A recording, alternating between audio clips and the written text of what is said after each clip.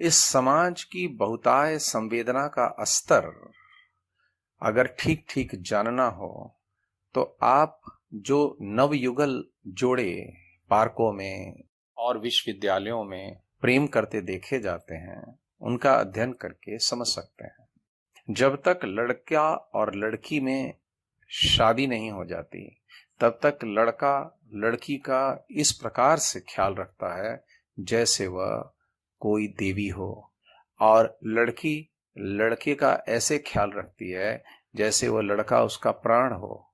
दोनों एक दूसरे के प्रति इतने संवेदनशील होते हैं कि उसके लिए वे सारे संसार को भी ठोकर मारने को तैयार होते हैं।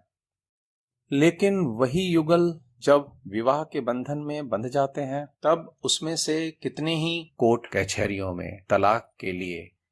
कोर्ट की दीवालों से माथा फोड़ते और एक दूसरे के कपड़े फाड़ते देखे जाते हैं। क्या हो जाता है संवेदना को विवाह करने के बाद? होता यह है कि जिसे वो प्रेम समझ रहे थे,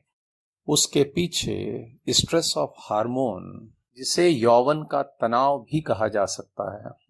उसको रिलीज करने के लिए, उससे मुक्ति पाने के लिए वो एक दूसरे के प्रति संवेदनशील थे। लेकिन जब विवाह के बाद वो एक दूसरे के शरीर को भोग लेते हैं,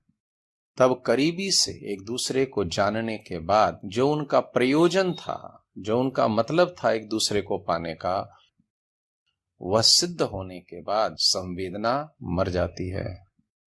और फिर वही संवेदना विकृत होकर के आपसी कलह और झगड़े के रूप में दिखाई देती है। जहां पर प्रेम के पीछे जो संवेदना होती है, उसका आधार कामुकता नहीं होता, बल्कि एक दूसरे के सद्गुण होते हैं, एक दूसरे के प्रति सम्मान का भाव होता है, वहां पे ये नौबत नहीं आती।